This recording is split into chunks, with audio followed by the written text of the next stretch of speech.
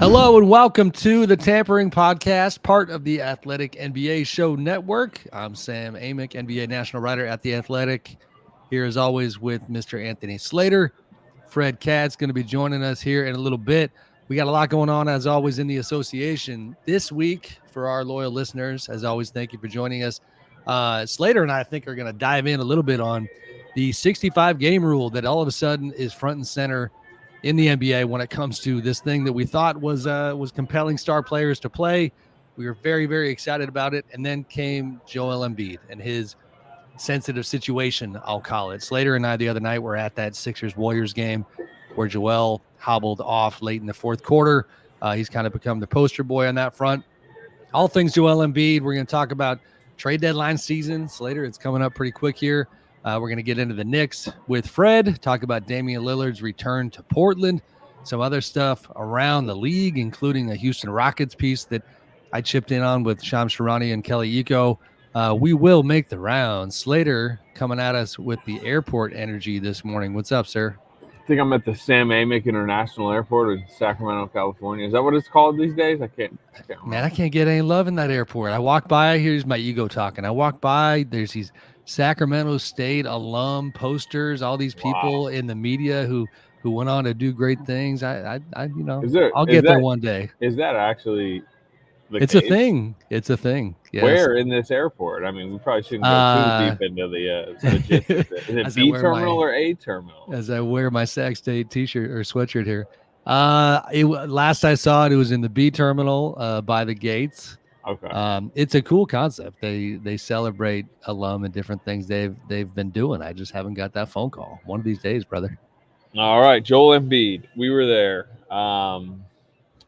My question to you, because you brought up the 65 game rule, and you reported on it, so I kind of think I already know what your answer is going to be. But do you actually think he felt compelled to play against the Warriors, which seems in retrospect like an obvious mistake, considering how he was hobbling around with the knee, went to the locker room, all that, and then he gets his knee sat on basically by Kuminga in a scrum, and really seems to injure it. But do you feel like he was compelled to play more because of the 65 game rule, or because of, in some ways, the embarrassment of the Denver situation and kind of the national talking point about him, which wasn't really about the 65 game rule, it was about, the whole did he duck Jokic type thing? Yeah, 100%. And I left that part out, and you're right, that was a massive part of the context. I would answer by saying I think probably the Denver pressure.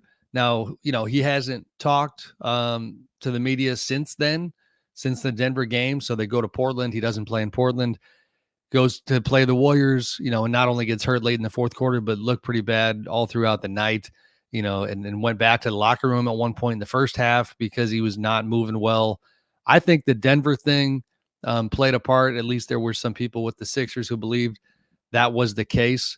The 65 game rule, I mean, listen, it was already trending very quickly in the direction of him being disqualified eventually based on the track he was on, right? You can only miss 17 games based on the way it's set up now to be ineligible for postseason awards.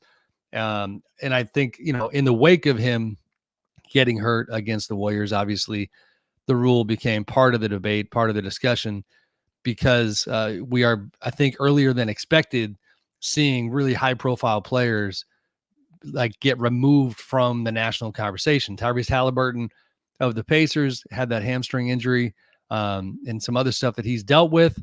And, next thing you know, he's on track to be out of all NBA consideration, and a Supermax extension that he already agreed on is going to be roughly $40 million less. Slater, your audio is not working, brother.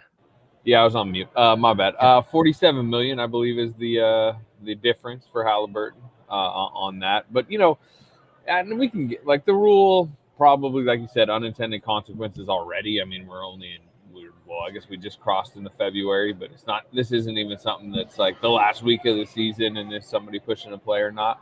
But the truth is, Embiid, because of his injuries and missed games, in my opinion, even in a year where he isn't technically disqualified, was going to be disqualified because of the lack of games he was going to play, I think. Like he was. Let me push back on that. Why? Yeah. He won MVP with 66 games last year. And at minimum, this is going to sound like a weird way of putting it, I think I've liked the 65 game rule. I've loved seeing, I don't know if it's the reason Kawhi Leonard got out there and played, but man, seeing Kawhi, seeing all these different guys out there has been wonderful. When it comes to Embiid, I want to track this thing to the end of the season and make up my own mind as a voter I agree rather with than that. having it taken off the table for me. That's fair. I'm just saying I think he was like, 78 games of Jokic or 75 games of Shai Gilgeous-Alexander, I think was always going to win the award over what's going to probably end up being 55 games of Joel Embiid or whatever. I'm fine with what you're saying that you would rather be given the choice. Right. If Joel Embiid's averaging 36 per game or something like that. If he does that and he plays 64 games, I don't know. There should maybe let's bring a guy with thoughts. I see him. I have so many thoughts. My eyes are bugging. First of all, what do you got? You guys are straw manning the topic. You're talking about this rule like it was intended to make the MVP award more legitimate. It wasn't. It was put in place in order to encourage people to get away from load management. That's why it was put in. It was put in to encourage players to play more games and not sit out when they're on the fence. We know this. One issue I have with the Joe Dumars quote, the only issue I have with the Joe Dumars quotes is that he said unintended consequences, which Slater just mentioned, which is like a buzzword in the NBA. I don't understand what the unintended consequences were. These were literally the intended consequences. The intended consequences were if someone plays fewer than 65 games, they're not eligible for MVP, All-NBA, all that kind of stuff. The thing that I totally agree with him with, and I think is so necessary to the point, is that this is not the league's rule. This is both sides' rule. Like the Players Association, when they negotiated this new CBA, chose to concentrate on things that at the time I said I did not really understand why this is the priority and why they're giving stuff back. For example, they wanted the salary floor, the rules on a salary floor to kick in before the season starts, as opposed to after the season starts. That really didn't bring the players much, if any, more money. It just got them their money a little bit earlier on the whole, like 9 months earlier. They gave up stuff in order to get those things. This is one of the things that the owners wanted, the league wanted, because they recognized that load management was one of the biggest problems in the league. The whole point was to get these guys like LeBron and AD and Kawhi to play more games. That was the intention of the league, and it had nothing to do with legitimizing awards. It was just the way they were going to encourage it. And I'm just like, I think we're getting away from it. I also think we're getting away from what? We're getting away from the reason. Some of what you said. We're getting away from the reason why these rules were put in. We're having a conversation about. But here's the question I'm asking is, and again, I'm going to just keep using Joel as the poster boy here. And I have recency bias because, seeing him up close, seeing the way he looked. I mean, that night, I think Slater will agree at Chase Center. Fred, I can't ever remember a storyline flipping as drastically and quickly as this one did, from the Denver optics in which everybody was piling on Joel Embiid, myself included, to Chase Center, where you had a lot of sympathy for the guy and you could feel him trying to push through and it just wasn't happening. Yeah. But Joel, my question is, are we prepared? I'm going to do the old proverbial we as people who cover the league, who do care about the league and the history of the game. Are we prepared to have Joel Embiid erased from the history books from this point forward? Because he has only played 65 plus games twice in the 7 seasons where he's been able to play. Like the idea that really hit home for me the other night, because of his greatness, because he's coming off a 70-point game, because he was the Vegas oddsmaker leader for MVP as recently as 7-8 days ago, it just really struck me that, holy shit, Joel Embiid is about to not exist in the NBA's history books for the rest of his career. I mean, that's a little bit strong. I mean, I think how is that strong? I think his stats will still count. I think his playoff performance. No, Sam is saying he's not going to be all NBA. How are you going to argue best big man of all time? Like you're going to sit here, hey, no, Giannis had. Let's assume he wins at least one more. Giannis had 3 MVPs and this and that. Like you can't. It changes the debate. Slater, Draymond Green had some fantastic points recently. He had one about Kawhi Leonard, that Kawhi wins Defensive Player of the Year a couple years back playing 58 games. Draymond missed out on Defensive Player of the Year. You know, if these rules existed back then, he would have been the winner. He was actually wrong in that. How many games was it? Let me look at what year. What year was that? I knew I was supposed to check that. Hold on. Yeah. What I'm year? glad you checked me. Let me find it. Let's get back to that in a minute. But his other point that Draymond made in the preseason was, and I'm paraphrasing, you remember the quote he had about, you know, y'all are going to love this award until you see a bunch of trash players getting all NBA. That's extreme. Kawhi Leonard's 2 Defensive Player of the Year awards were 2015 and 2016. He played 64 games, so I guess technically would have been disqualified, and 72 games. Okay, so 64 is what he was referencing.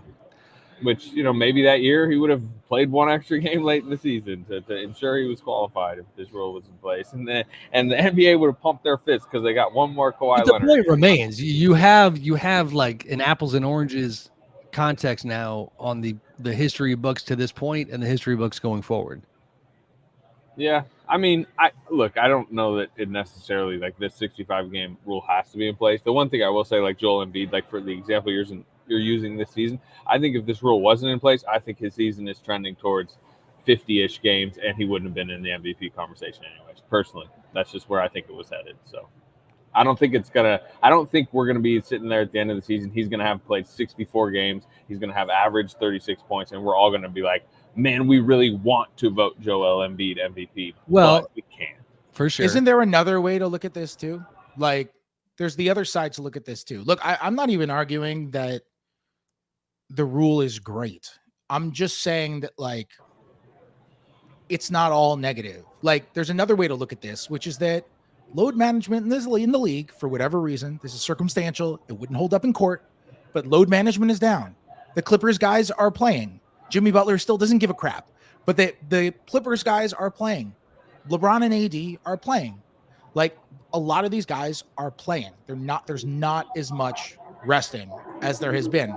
And in that sense, I think we can say the rule is actually working as it's intended to work. The other thing is, and you guys know, it has become shtick how much I love watching Tyrese Halliburton play basketball and how fantastic of a player I think he is. We're going to get some Tyrese hate? We're going to get some Tyrese hate. No. God, no. Are you kidding me? Have you met me? No, he's unbelievable. No hate at all. But there's a but. Him missing out on a supermax or a 30% max because he doesn't make all NBA. At some point, the opposite is going to happen too, where a player who wouldn't have otherwise made it, as Draymond says, is going to sneak on to a third team all NBA, and that guy's going to get their money. So if you look at it as a labor issue, like, the players are still just as likely to get their money. They're still as likely to get their 30% maxes. It just might go to guys who we would say are less deserving of those contracts. And to me, that's actually more of a team issue. I believe Draymond than a player called them bums. Some bum's going to get a max. Yeah, but I'm not going to call them bums. Draymond is extremely good at basketball, so he's allowed to say whatever he wants. I am not in a position to call anyone who plays in the NBA a bum. Agreed. Sam, you feel stronger about it, and I respect. Well, I'm not arguing. I'm not arguing to abolish it. I just want to analyze the consequences, intended or not. And Fred, to tie a bow on your point about unintended consequences, and the idea that you don't agree with that phrasing, would you agree with the idea that it is an unintended consequence potentially on the back end of the year? Now that Joel is on track to be out of the mix for all the awards, I think it's pretty safe to assume that if the Sixers are feeling good about where they're at in the standings, you're about to see a whole lot of load management on the back end of his regular season when there's nothing to play for. You know what I mean? And that's a big if, because they need to compete. And so we'll see what happens. But it's interesting that if you take a high profile player out of the mix pretty early, then it changes that guy's calculus for potentially months. That is a great point, and that is definitely an unintended consequence. You're probably going to be totally right about that. That's a great point. Yeah, I think team goals will trump all. Where, like, I think if they need wins, he'll play. If they need to try to climb the standings, he'll play. And honestly, if in the last couple of weeks of the season, because their seeding is kind of wrapped up, they tell Joel Embiid to have either low minutes or don't play in a few games, I think that's smart. And I think they should not care from an MVP or non-MVP perspective, because I think, and Sam, I know you agree with me on this, Joel Embiid, like, is going to have do we all think he's going to be healthy throughout, a playoff run? I think they need to be very careful just because of how he's built and his injury history. So yeah, I think the Sixers should prioritize like preserving him in some ways, and maybe this does make that easier and unintended consequences, whatever. But I think it's the right way to go about trying to win a title if you're the Sixers.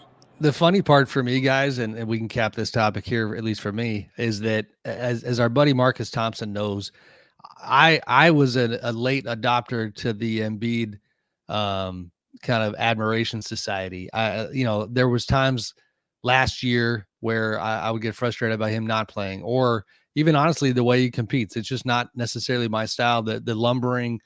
He's an incredible defensive player once he makes it down the court, but in transition, you're watching the Sixers be 4-on-5 so many times, things like that. So I was late to just completely kind of absorb how phenomenal this guy is. And so for me, when you look at his season up until that San Antonio game where he dropped 70 on Wembanyama's head, like that was for me the most fun I've had watching him play ball ever. And it felt like, holy shit, I voted for Giannis last year, but I'm about to give Embiid this vote if it keeps tracking this way. And to go from that to this is just wild, because now all of a sudden, in a really short amount of time, his kind of place in the season story, if you will, right now in this campaign is changed in a big, big way. Yeah. I think the players care less about this if the league doesn't already have rules where you're eligible for a supermax if you win MVP or make All NBA and that kind of stuff. Like, I think a lot of it is the money too. And if you take out the money aspect of it, the contract eligibility aspect of it, which so many people have been critical of since the NBA put it together in their last CBA. And by the way, Sam, I don't know if I never heard anything about them getting rid of like supermax eligibility if you make All NBA. I never heard anything about that being like a big talking point in the last CBA negotiation for either side, right? Like I don't remember hearing any of that. So clearly the league and the players, neither the league nor the players considered that to be a big priority, even though that's gotten so much coverage over the last half decade. And I just think a lot of these problems are solved. So much of this just comes down to money. Like, I bet you Tyrese Halliburton's a lot more upset about the 40 million than he is about the one all NBA spot, because anyone would be.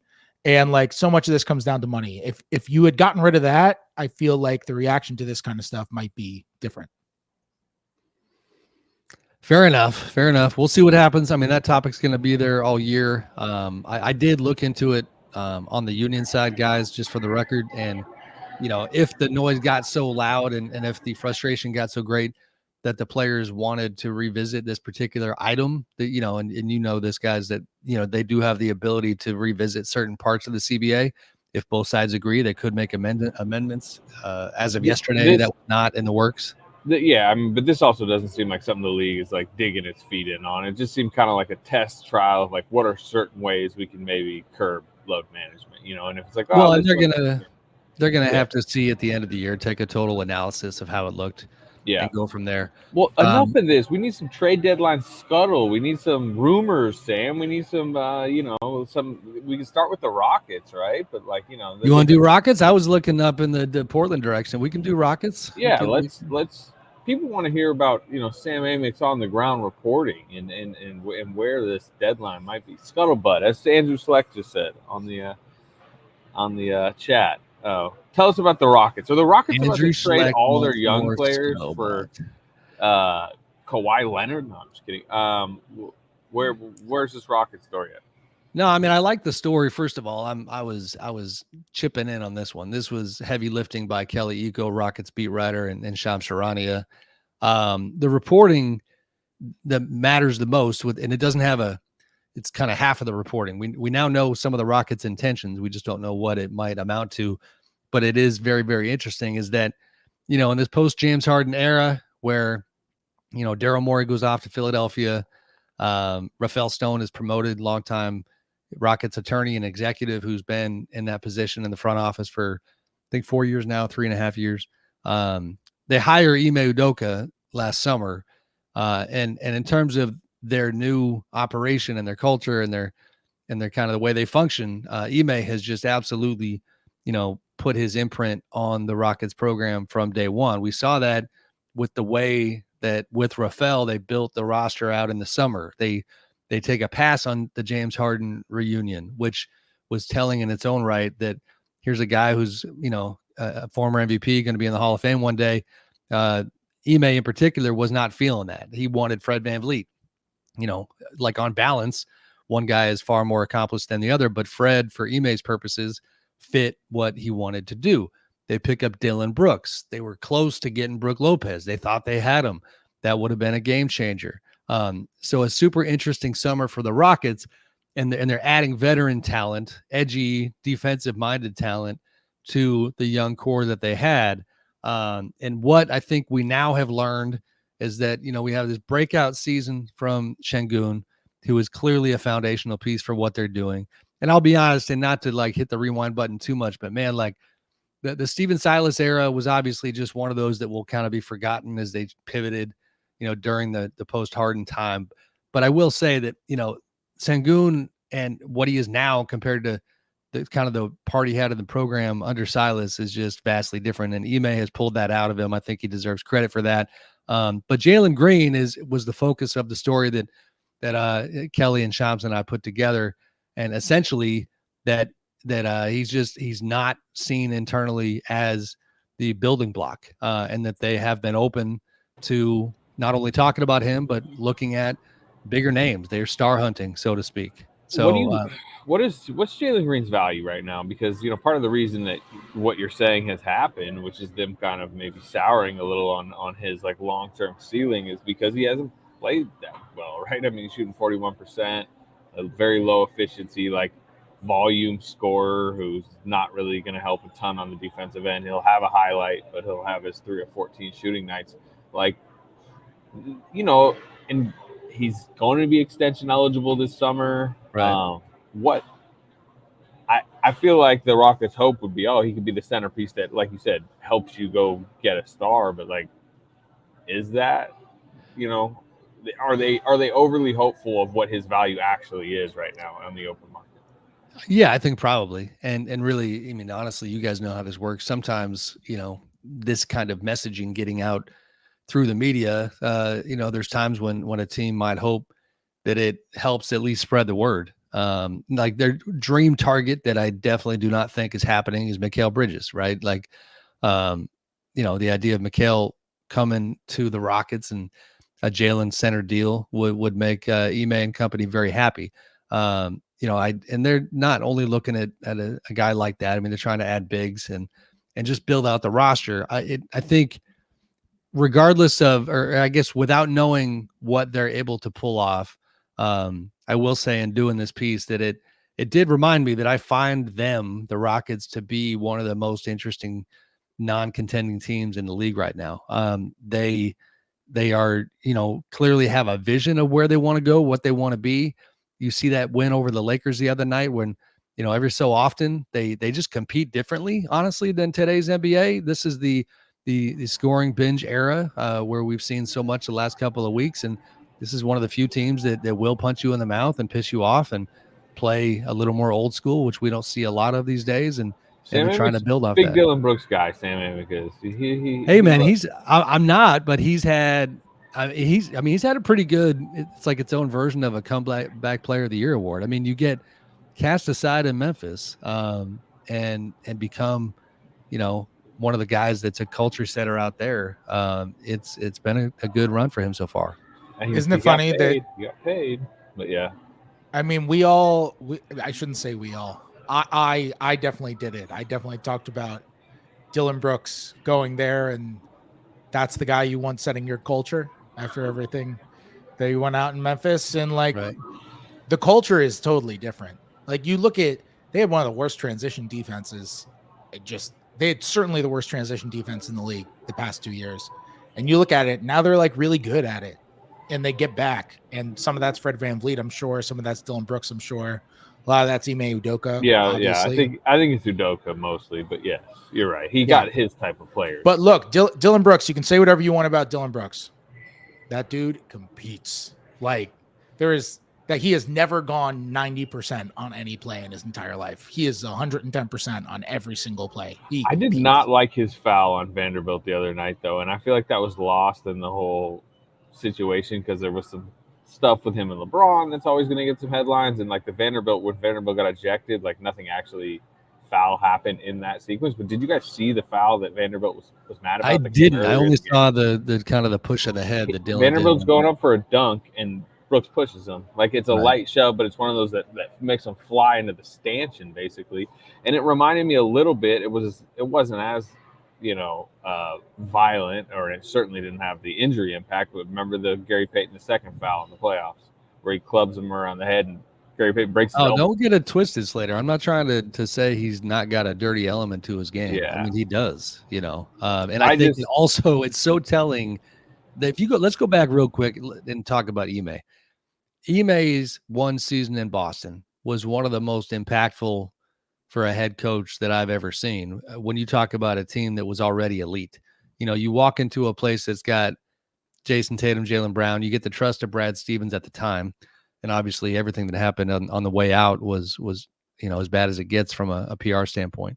But that season, he made a mark and convinced Jason and Jaylen to share the ball, to play differently, to have more edge, to compete differently. And that kind of mentality, which he at least partly picked up from Greg Popovich in his years in San Antonio. Ime was an average NBA player and defensive minded, put together whatever it was, 8-9 seasons. But as a coach, he's been the same guy from San Antonio, Philly, Brooklyn to Houston. And it's very telling when, you go out and one of the first moves you make is to go get yourself a Dylan Brooks. I mean, it said everything about the way Ime was going to build it. Yeah, it's a good point. I mean, that was his representative assistant. Like that was the way he came up. That was the way players talked about him. So it's not there were never any questions about Ime Udoka's basketball smarts or X's and O's after he had that season in Boston. Right. It was only about the stuff that went down off the court. Sam, I mean, the story you guys wrote was interesting, even if nothing goes down over the next few weeks over the next week with the Rockets trade wise, because it's kind of painting a picture of like the leadership structure shifting, the priorities of the franchise shifting in some ways. But do you think something is potentially going to go down? I mean, do you think is this just the Rockets like hopeful? Yeah, sure. Like we're looking into things, or like do you think they might be like a stealth like they really strike at the deadline and change something? Nothing imminent, nothing hot right now. I mean, the openness to kind of do something, the idea that once you get past Sengun and a few other guys that they're going to be open to talk, could lead to activity.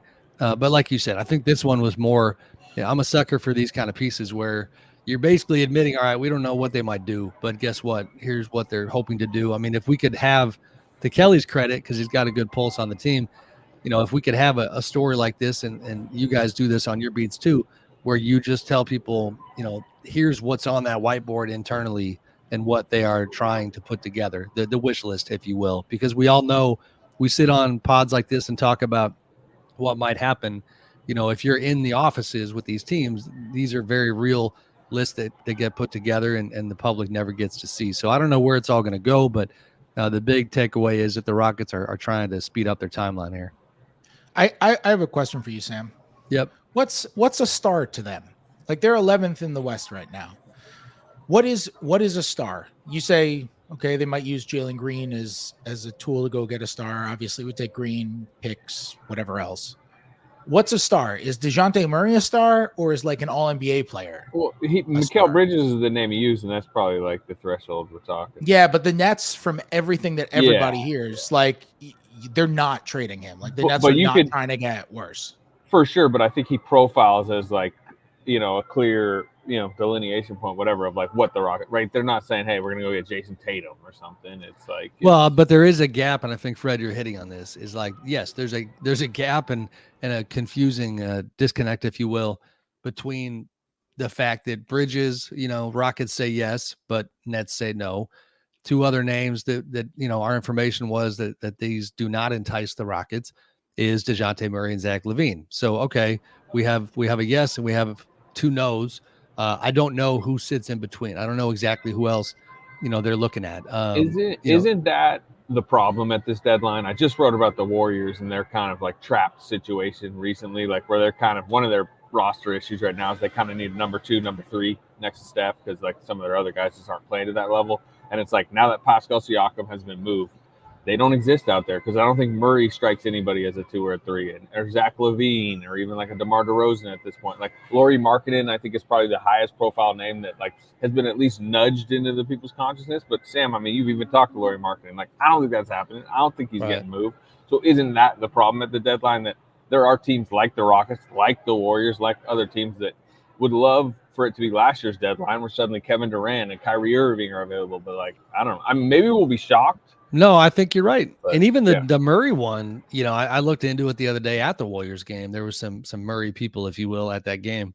And all of a sudden, and it's funny, I heard this that night, and then Mark Stein wrote it on his Substack the other day, that Quinn Snyder apparently is a Dejounte Murray fan and is kind of internally saying, let's go ahead and hold on to this guy. And that the front office with Landry Fields is maybe looking at it differently, but not a foregone conclusion that he's out in Atlanta. I think, Sam, can I add some context to that? Yeah, for sure. Because I think there's another piece for sure, though, because the Hawks brought in Chris Grant into their front office, former Cavs GM. From teams that have talked to the Hawks about Dejounte Murray since Chris Grant got there, they've all said the same thing. They've all said that Atlanta has really changed its tune on how it's negotiating with Chris Grant now in house, and where they're kind of signaling more like, yeah, we'd love to find a good deal for Dejounte Murray, but if we don't get what we want, we have no problem going to the summer and revisiting a trade then. Whereas I think people kind of thought a trade was more inevitable. Yeah, before he hasn't even started his extension yet. It starts next year. It's 4 years, $114 million, which, by the way, in the new age, of money, like, it's actually pretty reasonable for what he provides on the court. 4 for 114. He's only 27, so yeah, I mean, I could see the desire from them, especially where they're at, to like want to know what their rebuild looks like, speed it up. But also, yeah, like, you can wait on Murray till the summer if there's going to be better offers then, right? Yeah, no doubt. I mean, that front office dynamic is fascinating. Landry and Chris work together in San Antonio, get along well, but it's not very often that you see like a mid-season front office addition like this one, and a guy with more experience like Chris coming into their group. So yeah, we'll see what they do. And then on the flip side, it's funny you mentioned the money, Slater. With Zach LaVine, the narrative and feeling seems to be that that people don't like what they've seen from him this year, health wise and otherwise, and then B, that he makes too much. And I don't have the numbers right in front of me to compare what Murray has left to Zach. Do you guys remember the actual figure there?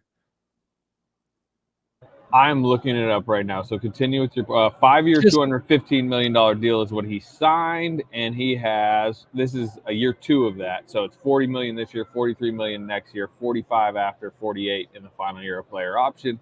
Right. So, we're basically talking about, if you include this year, 4 years and,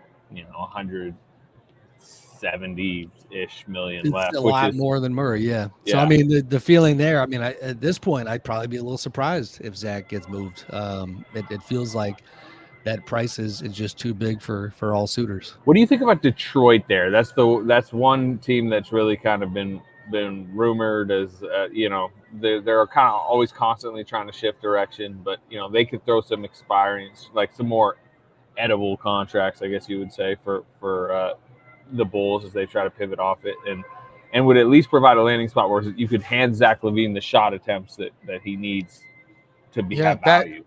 A Pistons Bulls Zach LaVine trade would definitely require somebody taking some edibles. I agree. Wow. Yeah, I mean, like Fred, that.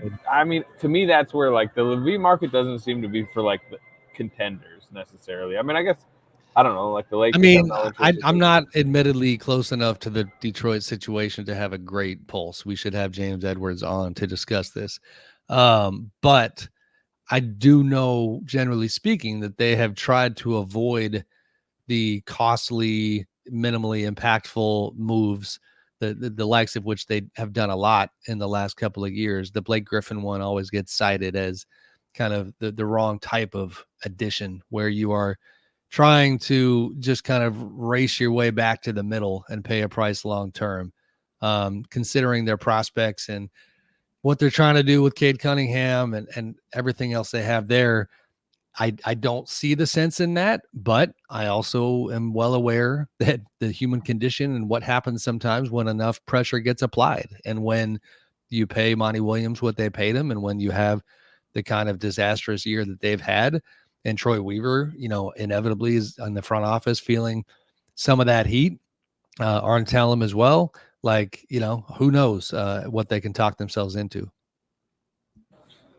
Well, who's a name you guys are monitoring towards the deadline? Dave DeFore asked us if it's going to be a quiet deadline. I would probably say yes, but there still will be trades, right? Even if it's like the Tyus Joneses of the world. Well, like, is there a name you guys are looking at? So here's the thing. I'm inclined to think it's going to be a quiet deadline because I feel like when I talk to people, there isn't a lot of like hot action going on between teams. I feel like it's kind of like a lot of teams that are trying. I see Slater making a face. Well, I was gonna like you killed me for the edible comment. I'm like hot action.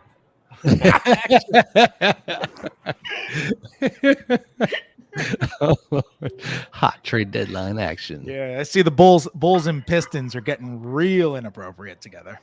I would. You talk to teams. As soon as I said it, I was like, I've literally never said hot action in any context in my entire life. I've never said that. There's Freaky Fred, let's go. Yeah, there's not a lot of talk that like seems to be like on rolling right now with a lot of teams. But what I think sometimes happens in years like this is there are a lot of teams who want to get stuff done, like the Knicks, who I cover, want to add something. The Warriors, like you mentioned, Slater, would like to, edit the roster somehow beyond Steph Curry and at least get better and find a way to compete during this postseason. The Lakers want to get better. Like the Sixers want to add an extra piece so they can be really confident in their five guys who are going to be closing. I think, there's just a lot of teams that would like to make moves. Maybe the Thunder want to bring in, like, consolidate their grouping of wings and into one actual wing who will help. And what I could see happening is a lot of December 8th deals. Like, if it's going to happen, like, I don't think we're going to see a lot of February. Yeah. Can't get the month right. Can't get anything right. Yes. What I could see happening is a lot of February 7th and 8th deals, as opposed to like February 5th and 6th deals. What I could see is you cross off your first option. Okay, that's not happening. You cross off your second option. Okay, that's not happening. You cross off your third option. Okay, that's not happening. And then you're like, okay, screw it. We're going for this guy. Like, we've already negotiated this. Let's just do it on February 8th at 2:59 before the deadline rolls in. So like that, if it's not quiet, that is what I anticipate. That's how I anticipate it. Yeah, I think there will be trades. It's just not the big name trades. And again, I think there's still like reasonable pieces out there. I think Bogdanovich in Detroit could really help somebody.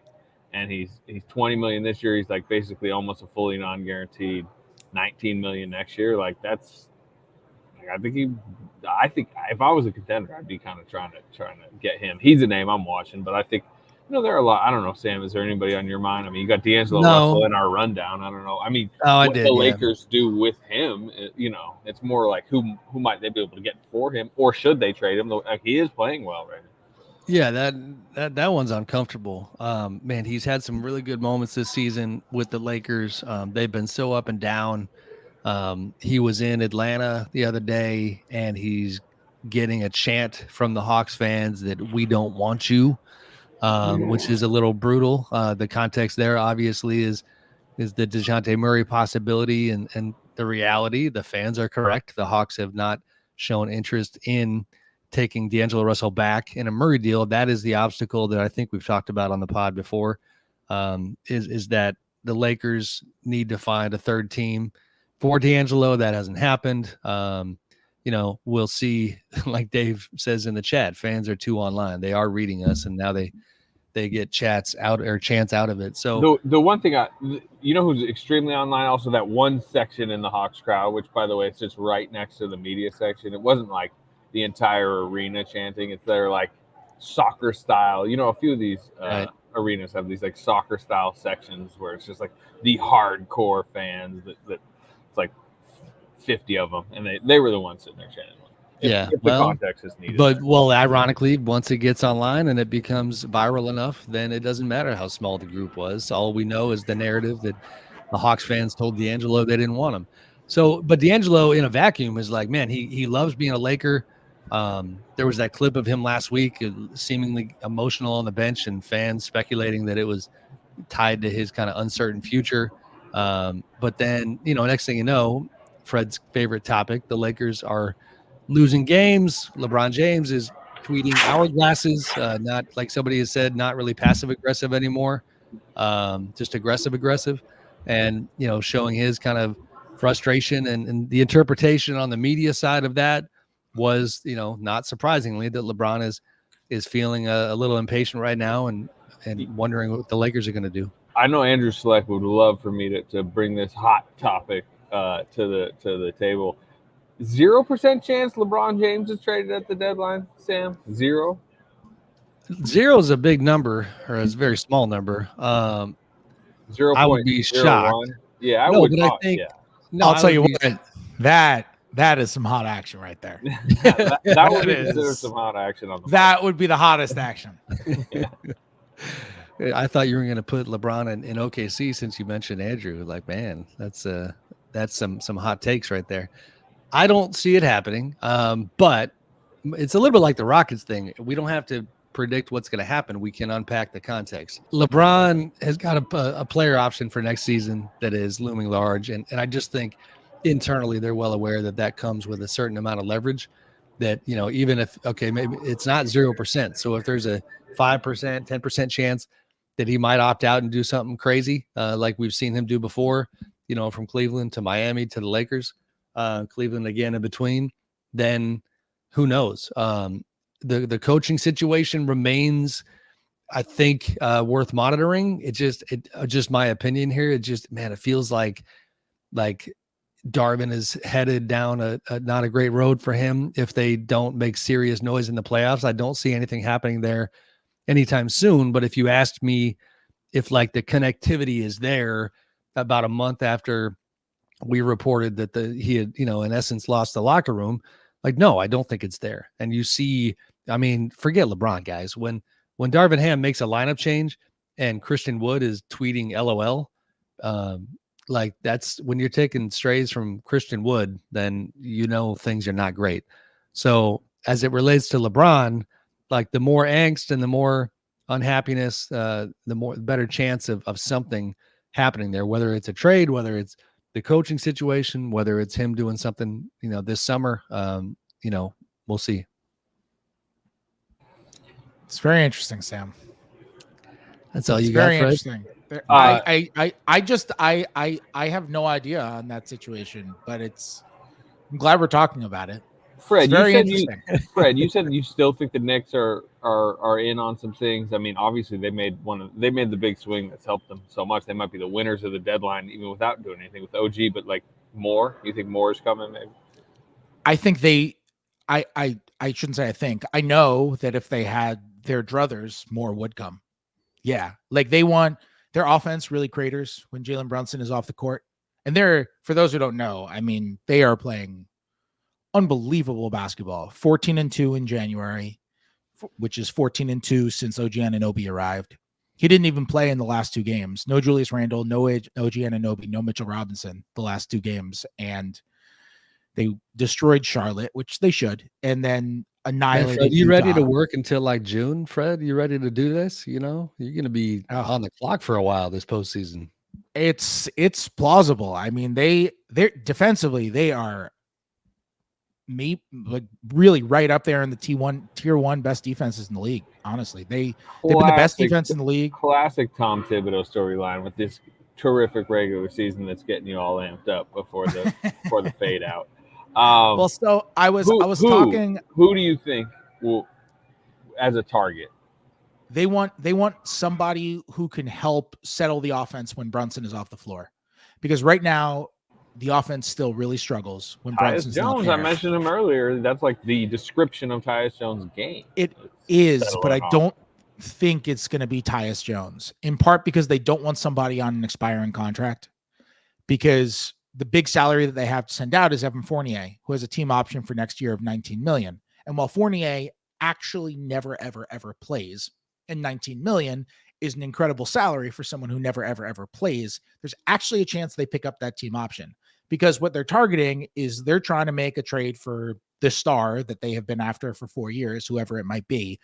They're targeting summer of 2024 to make that trade. And what they need in order to make that trade is big tradable salaries. And they might end up picking up Fournier's team option just to use in that kind of trade moving forward, because it's just $19 million of expiring salary, as opposed to having to include, say, Josh Hart just for salary reasons and trade a guy who's integral to your rotation.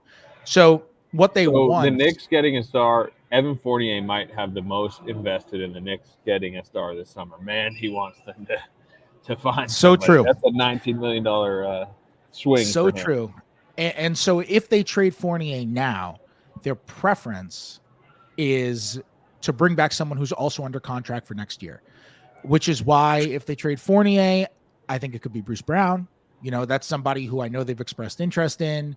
That's somebody who can handle the ball behind Brunson, play next to Brunson. Thibodeau player. Moves out the ball. He's 100% Tibbs personality, really good defender, and he's proven he can be on the court in the most important moments of an NBA Finals game.